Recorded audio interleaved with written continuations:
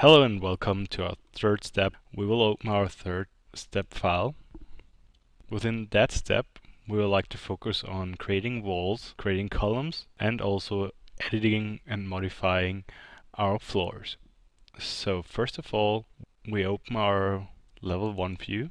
And always remember, as soon as you open a view in Revit, all views are open. So now if you would like to have your first level view and your 3D view open, you click on View, Window Tile, and Revit tiles the windows. There is a useful tool to get the perfect view of your element. You can right click and select Zoom to Fit, and you can do this also on the left side. So you see all your elements here. Now we create a wall. We switch into the Home tab, select Wall. We check if our top constraint on the element properties is level 3. So that's perfect. Now we select the rectangle tool and create a wall on our floor plate. So now you've created your first wall, and we want to attach the boundaries of our wall to the grid lines. So we lock all our walls. To show you how the walls and the floor is attached to the grid, we modify our grid a little bit.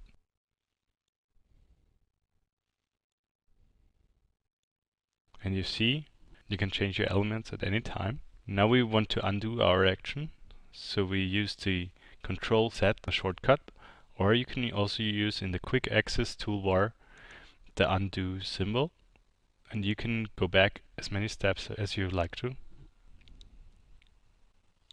Now we want to change the properties of our wall, so we move over one wall and use the Tab button to select the wall chain.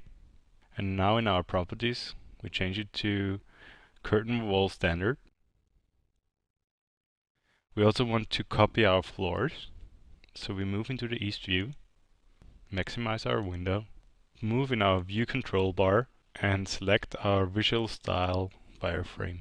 With the wireframe view, you have the possibility to see all your elements wireframed. Now we want to copy our floor. We select our floor using the copy tool and also select multiple. We select our grid and copy our floor 2 times. Now we are done with that, we can close our window and use WT for window tile to see our 3D view and our first level view.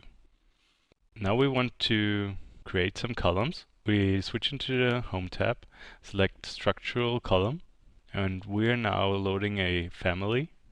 This is our metric library. The metric library is placed on our C drive. This is a huge database where you can load families or Revit elements into your project. Now we want to load a column. So we switch into the structural folder, columns, and concrete.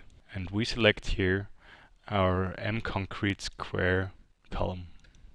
You see on the right side, Revit loads 4 different types of columns in the project. We want to create our own type, so we click the Edit Type button. We choose Duplicate and put in here 500 millimeters times 500 millimeters. Now we also have to change the dimensions. We put in here 0.5 meters and click OK. Now we can place our columns on a grid.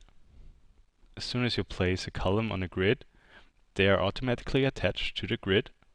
So now we can move our grid, and you see also our columns move. We can switch back in our previous position. And now we like to show you a very useful tool in Revit, which is called Add Grid. With that tool, you can easily place columns on your grid with only one click. You select all your grid intersections. Revit gives you here a preview of which columns will be created. We can finish that mode.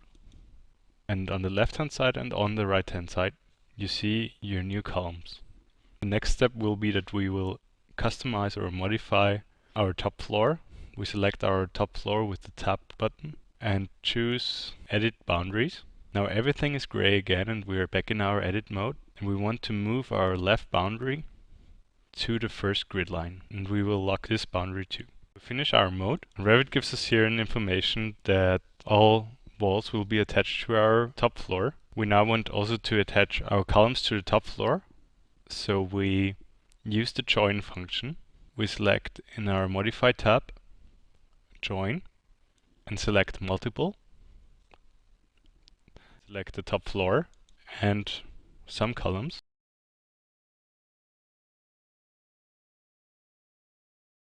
And you see the columns have been attached to our top floor. There's also a possibility to do this faster in Revit.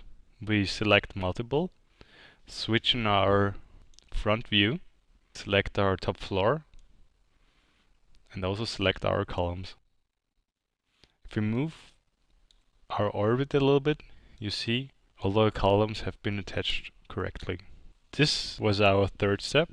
We hope you enjoyed it, and we'll be back in step 4.